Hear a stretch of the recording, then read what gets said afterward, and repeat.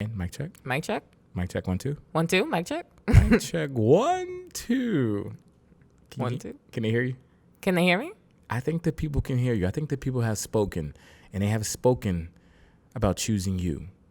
My name is Blake the Brain, and welcome to the Boys and Girls Club of Delaware podcast.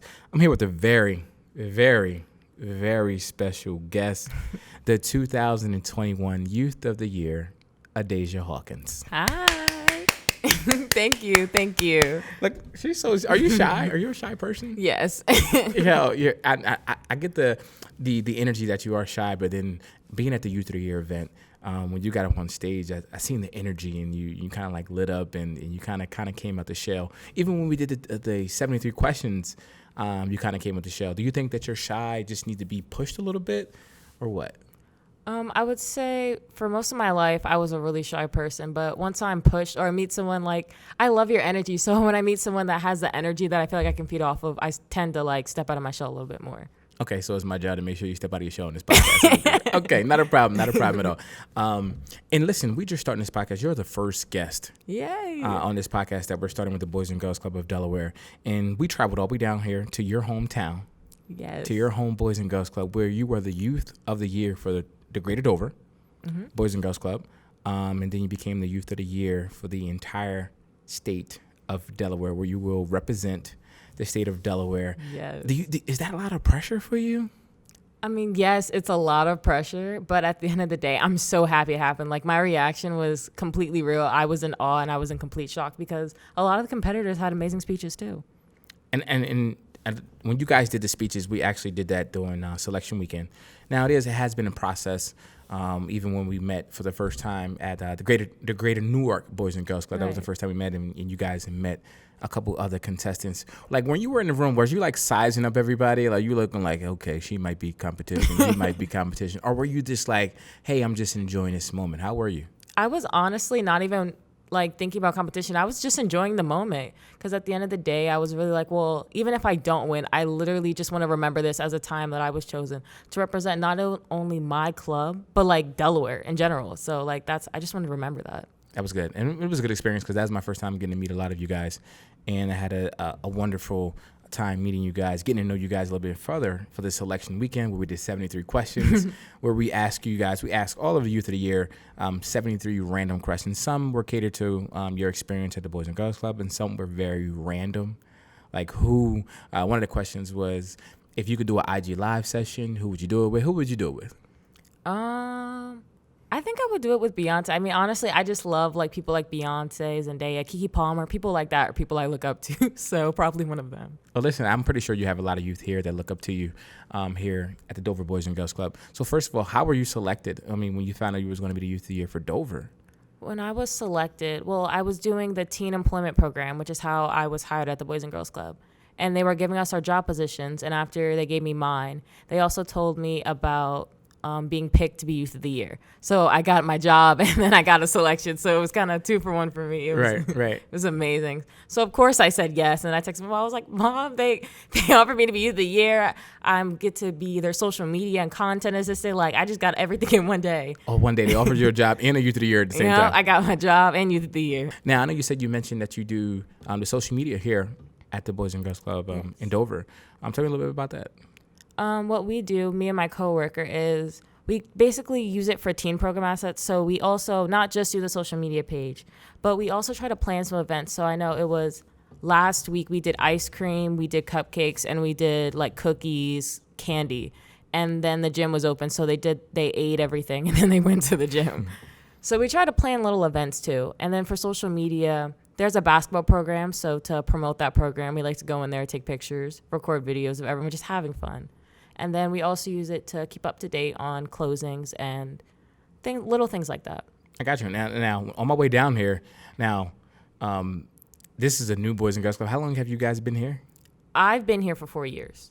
Has this facility been here for 4 years? I think it might have been here a little bit longer because I think it might have been here a little bit longer. Yeah, I'm a Boys and Girls Club alumni. Now, I used to work at Delaware State University. The Boys and Girls Club that I remember was I think it was the Simon Circle, something like that. I think it was trust me.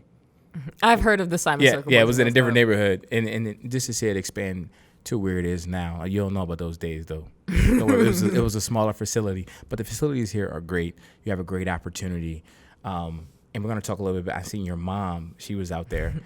She represented you at the gala. How important has your mother been in this journey?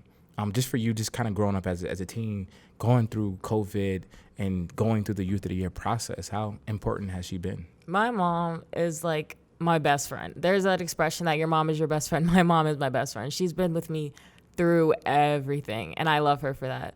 And I feel like the Youth of the Year, like, she sees the articles and she sees the pictures. She prints them out of her desk and she posts them on her desk. Right. And I'm like, what are you doing? And she's like, I'm representing you. I'm putting them all over my desk. And I'm like, I love her for that. I think she's been one of my number one supporters for sure in all of this. Her and my little brother. You have a little brother? How old is he? My brother is 9. He's he just turned 10. Now, and I think when we were talking before, I think you said you're only a sophomore in high school? Yes. So, first of all, that's phenomenal. You're only a sophomore in high school. Got Youth of the Year, got a job, making a couple coins. You got the bag already, as you young folks say. You got to the bag, Youth of the Year, representing Delaware. Do you feel like that's a lot of pressure on you as only a sophomore in high school? Or do you like, no, I love this challenge. I love this opportunity? I remember I've been through a lot of challenges in my life, like my epilepsy, I have my heart surgery, and a lot of stuff like that. So I've honestly, because of all that, I like taking challenges head on, and I kind of want to take this one head on too. So yes, it is a challenge, but I know that I have my club beside me, my family, and my friends beside me, because I get all their texts like, oh my God, congratulations, and all that.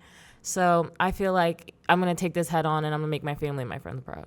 Gotcha. That's what's up. I know you talked about it too when you did your speech. How was that? Kind of growing up, how much did that weigh on you? What were your thoughts going through that whole process? How tough was it on you and your family? It weighed a lot on me, if I'm gonna be honest, because I was only 11. I couldn't play sports, wanted to go out for basketball. My neurologist said no because I couldn't risk getting a head injury. It did weigh a lot on my family too, but God bless. I just want to say God bless my little brother. He knew every sign. Because there's one thing called absence seizures, which I still have, and then I'm still medicated for, where you kind of stare out and you don't know what you're doing. And my little brother knew every sign. He knew when to tell my mom to pull the car over. He knew when to tell my mom, hey, Sissy doesn't look right.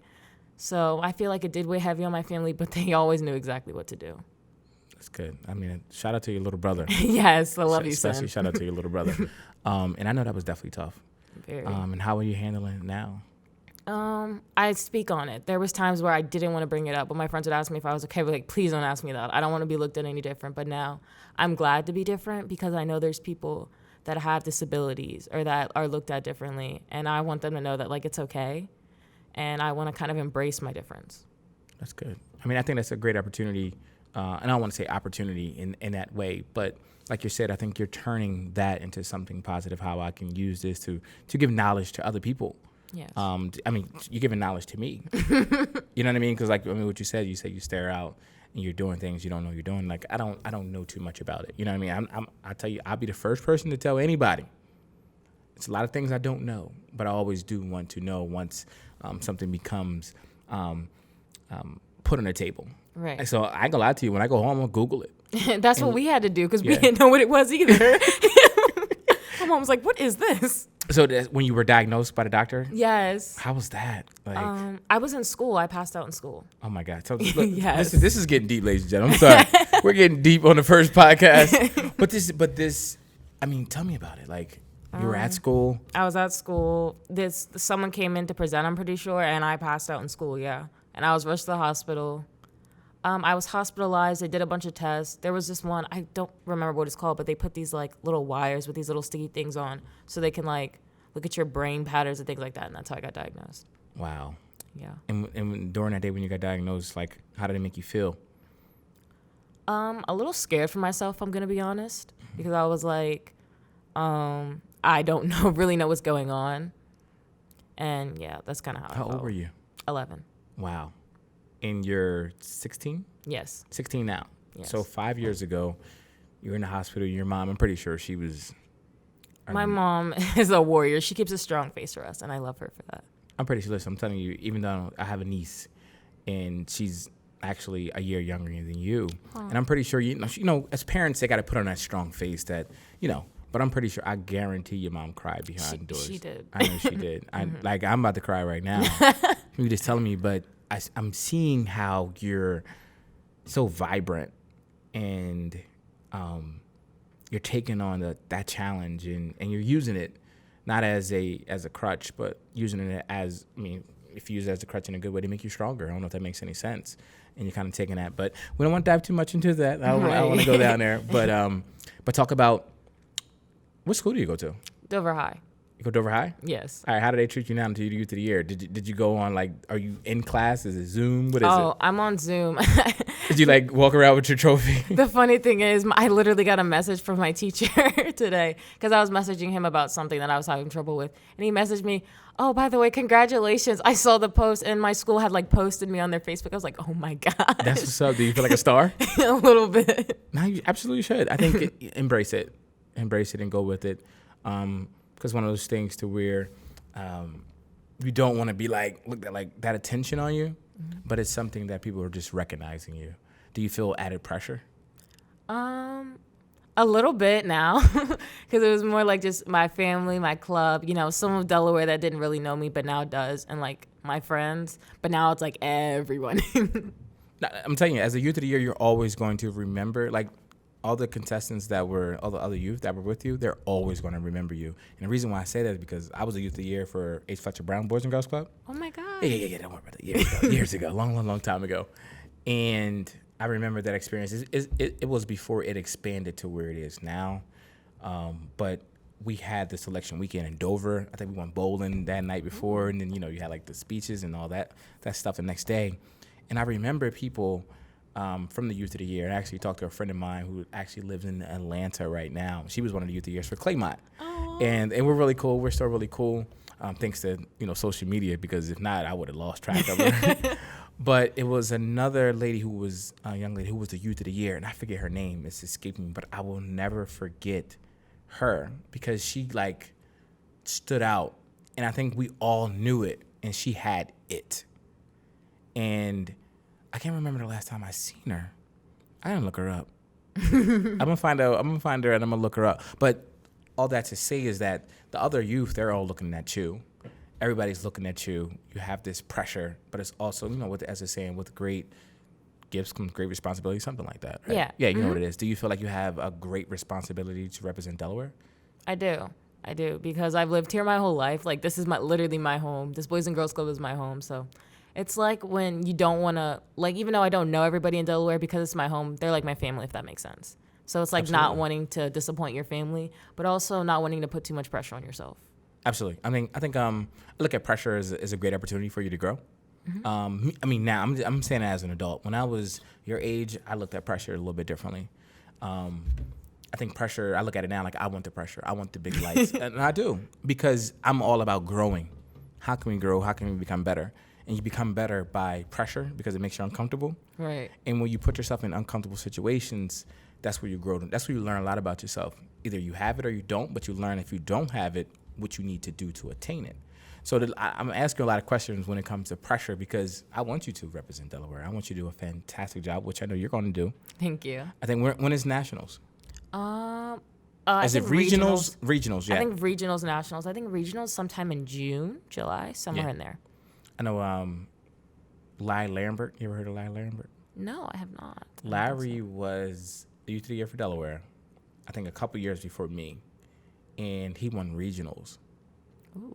And I'm trying to think that he got the nationals. Ooh. And they're probably going to be mad at me because I can't remember. It was years ago, over probably 20 years ago. Oh, they can't get mad then. Yeah, it was 20 years. But I remember Larry, and I actually went to high school with him. He was a couple years ahead of me. But every time I see him, I'm like, that's the Youth of the Year. The regional Youth of the Year. I'm trying to think, was he national?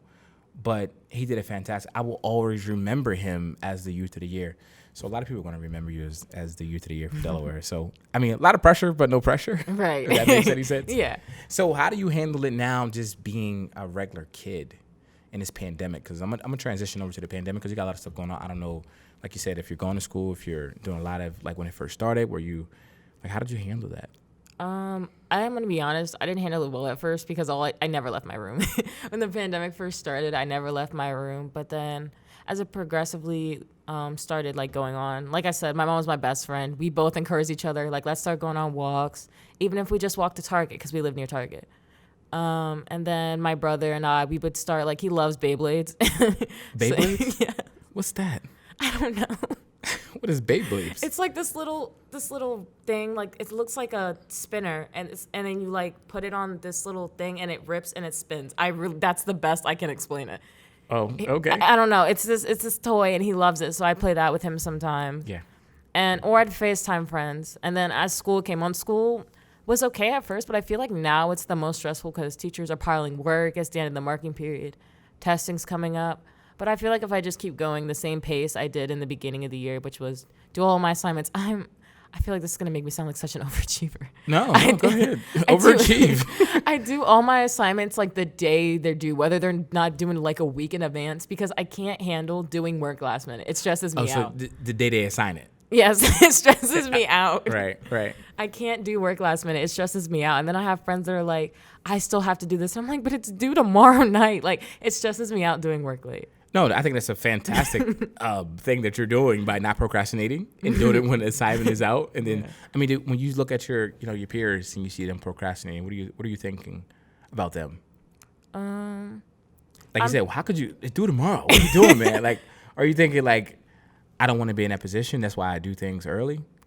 For sure, because a lot of my friends like will just put it off. Like, I know I can get it done, or like I know this teacher will give me extra time, but like I know I have to work. And then also I've been doing stuff for Youth of the Year, and then that's just always been me in general though. My family's very score oriented, not putting pressure on us, but like knowing that we can do our best. Yeah. Like, I have this funny story. Tell stories. Okay, so I'm I'm not going to say straight A student this year, but some A's and B's, they fluctuate. And it was, I want to say 7th grade, and it was my progress report. I got a C, and I thought it was a 79. I thought my mom was going to be upset. Like, I cried.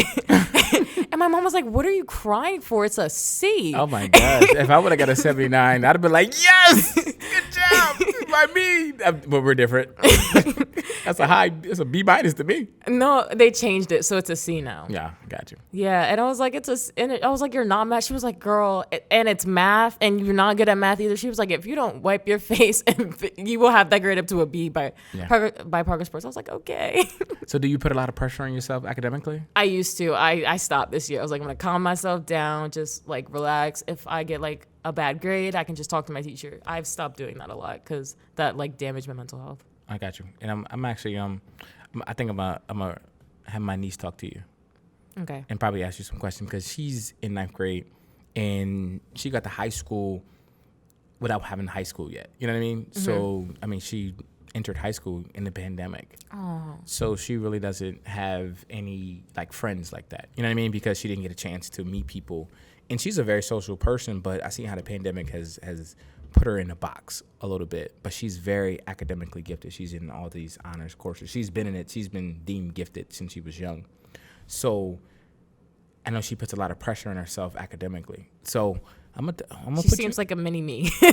Absolutely, she probably is. She probably is. I do see a lot of my niece in you when it comes to academically and energy. She has the same energy, but very shy, but still very outgoing at the same time. You know what I mean? Okay, I want to switch gears a little bit, right? Youth of the Year selection process. You had to go in and do your speech, not at the gala, but when you were doing selection Saturday. Oh, okay. How was that? I think I did good, but honestly, when I was waiting, I was so nervous because going into it, I was like, I've done public speaking. The most public speaking experience I have was when I used to do theater. And I get nervous really easily. So I was like, what if I forget something? But then I was thinking to myself, like, I can't forget my own life story. So I think I did a good job. You said I can't forget my whole life story. Yeah. I think a lot of judges were remote, right? Because of COVID? They were all remote. All remote, right? I got you. I wasn't in the room because I wasn't allowed to be in the room. But I didn't know how the process worked now. I know they had judges from all different places throughout Delaware. And they were at the gala too. Right. So when they announced, we're at the gala, they announced the runners-up and all this stuff. And they announced you as the winner. Adasia Hawkins, the 2021 Boys and Girls Club of Delaware Youth of the Year. How did you feel? I'm going to be honest. Lie to me. You lied to me. I didn't. My mom had to tell me to go up there. Like, that's how stunned I was. She said, Deja, go. Like, that's why it took me so long to walk up there. Because I was like, me? And then I was like, wow. Because there was times I'd be like, my friends do sports, maybe like I only do academics. Like, I want to do something with my life. And now I feel like I've kind of accomplished that goal. Already? You done what you like? All right, I'm done, guys. Yeah, I'm done. Youth of the year. This is it. I'm done. Youth of the year. All right, I'm good. You'll never see Deja Hawkins again. I'm good. I'm good. Oh, no. So youth of the year, and I seen when you went up there, I seen the energy, and you think your mom. I'm pretty sure your mom was crying. Yeah. Who else was there that night?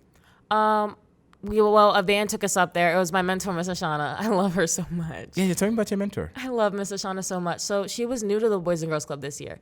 And it was like, this is my first experience. This is her first experience. And it actually worked out so well because we gave off the same energy. She helped me with my essays. She brought in 3 people to make sure like my essays were perfect.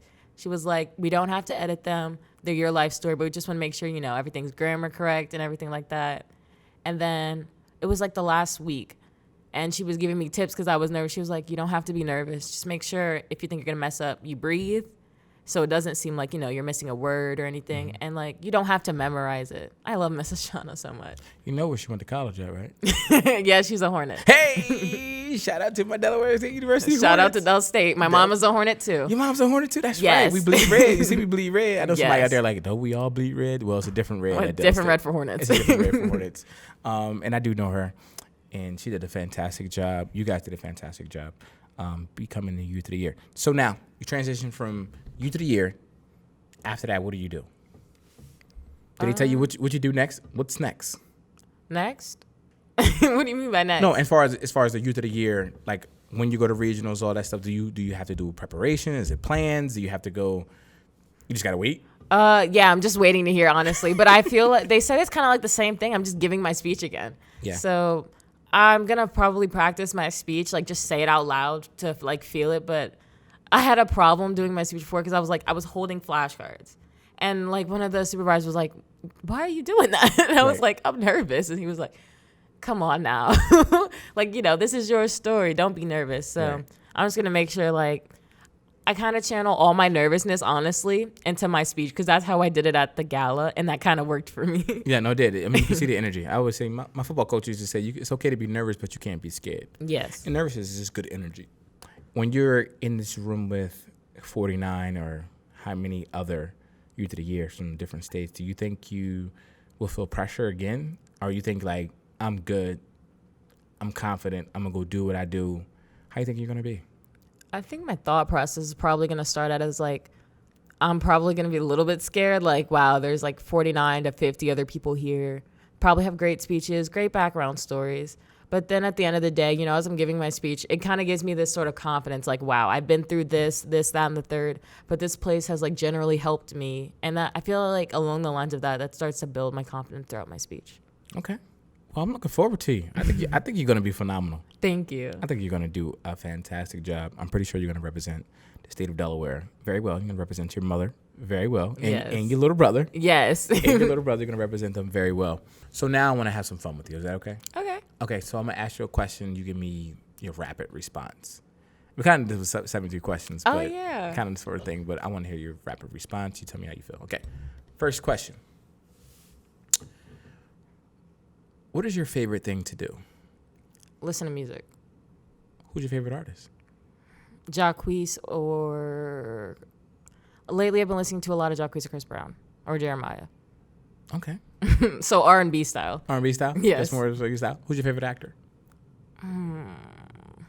Zendaya. That's since I was little. Zendaya? Yes, since I was little.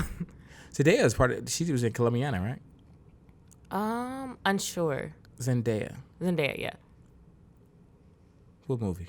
Well, I started off watching her on Shake It Up on Disney Channel, and then just progressed from there. So. Yeah. Don't know who Zendaya is. I heard the name. Don't know who Zendaya is. Favorite food? Ooh, French fries. Yes. Favorite chore? It used to be doing the dishes. Now I'm gonna say cleaning my room.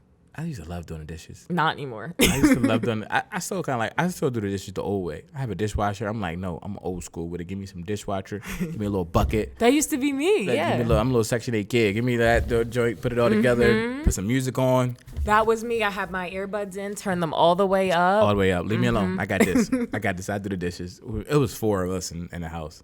Wow. And we were all knuckleheads. 3 boys and 1 girl. Wow. And we all grew up to the Boys and Girls Club. Oh, All yeah. alumni of the Boys and Girls Club. 3 of us ended up going to Delaware State University. Graduated from Delaware State. So Hornets runs in your family. 3? yeah, 3. 3. We all really read. And none of us wanted to go, but it ended up being the best decision for all of us. Well, I know for me. I'm pretty sure my brother too. Wow. My sister, I asked her. Oh, no. We figured it out. Okay, so one of my questions I always like to ask people is, what is the biggest struggle that they had to overcome so far? And I don't want to speak for you. I think I might know what yours is, but what would you say your biggest struggle you had to overcome so far in your life? Well, yes, epilepsy was one of my biggest struggles, but I would say because of my epilepsy, I kind of closed myself off. So I would say my self-confidence and my shyness would be a struggle for me. I got you. Yeah. So a young lady in your footstep, a young lady or a young man, your age and younger, what advice would you give them? I would tell them that it's okay to be themselves, because that's kind of what I didn't like. I didn't like that I was different now that I was diagnosed. It's okay to be yourself, and if that your friends don't love you for you, then they're not your real friends. Like, I've never had any fake friends, but I'm just saying, like, my friends were always there for me, and they cared for me even though I was different. So, like, I always thought, like, like, why are you guys asking me these questions and stuff like that? But truly, it's because they cared. No new friends. I don't have that many new friends. I made like 1. I keep the same circle. Keep the same circle. I'm the same way. My friends have been my friends since the Boys and Girls Club. I still talk to some of them. Since we were 5 years old. I mean, my best friends. Wow. Went to the Boys and Girls Club. You had to be 6 years old to get into the Boys and Girls Club. I went there when I was 5. I was sneaking in thinking I was doing something. Like, yo, they'd be like, we know you ain't 6 years old. We're going to let you in a little bit. Some days out there let me in. But my best friend Chad, best friend Mike, my cousin Ali, but he's family. Right. But we're still best friends to this day because of the Boys and Girls Club. That's where we played basketball together, and like we grew through the ranks together, and we would go there every day. Like the Boys and Girls, I tell people all the time, Boys and Girls Club saved my life. It saved a lot of our lives. It does save a lot of kids' where lives. we grew up at. We grew up on the north side of Wilmington. It saved so many people, even the people who went to Jackson Street, we to Newark. It was just our safe haven because we didn't have a lot. You know what I mean? And we weren't necessarily taught a lot. A lot of our parents weren't taught how to teach your children, if that makes any sense. I get right? what you're saying. They weren't taught certain things, you know what I mean? So a lot of the stuff that we're like first generation of changing when it comes to knowledge and education, first generation college students, and trying to maneuver those and change some, as they say, generational curses. It wasn't that our parents didn't love us or anything, they just didn't know. Right. You know what I mean? So Boys and Girls Club was kind of like a safe haven where I met a lot of my mentors. And you talked about your mentor. Do you think you'll come back and be a mentor one day? I plan on trying to apply fully to try and get into the classroom this summer. So, yes, I miss being in the classroom with the kids. So you're ready to be a mentor right now. Yes, I miss being in the classroom with them. So when you walk around the Boys and Girls Club now, since everybody know you're the youth of the year, do some of the kids come up to you? Actually, yes. I walked in a classroom where my old kids used to be just to say hi to them. And one of them walked up and said, "Congratulations." I was like, "Oh." I was like, "I miss y'all so much. I can't wait to get back in the classroom." Listen, I know you can't wait to get back in the classroom. Like I said, we're looking forward to you doing great things, big things, as they say, big things. And big things. Big things. Listen, all this stuff is going. But I have one last question for you. Okay. All right. Adasia Hawkins. Yes. What does the Boys and Girls Club mean to you? The Boys and Girls Club is literally my everything. The past 4 years that I've gone here, I've grown, I've gained mentors, I've gained confidence, I've met new friends that have also kind of helped me step out of my shell. Like I've met, the first 2 people I've met here sadly don't go in here anymore because they aged out. But they were 2 of the most nicest and exciting people I've ever met. And their personalities, they kind of just fed off of mine. And the mentors that I met here, they taught me so much. And I even still like talk to them today. Like even if they didn't leave, they'll write me like reference letters for school or for a job. So I feel like this Boys and Girls Club is like a big family. And even if they don't work here anymore or they don't go here anymore, they're still, when you need them, you can reach out to them. That's what's up. Ladies and gentlemen, Adasia Hawkins, the 2021 Boys and Girls Club of Delaware Youth of the Year. I'm your host, Blake Lorraine, and we'll see you on the next episode of the Boys and Girls Club podcast. Cheers. Bye. Perfect. Good stuff.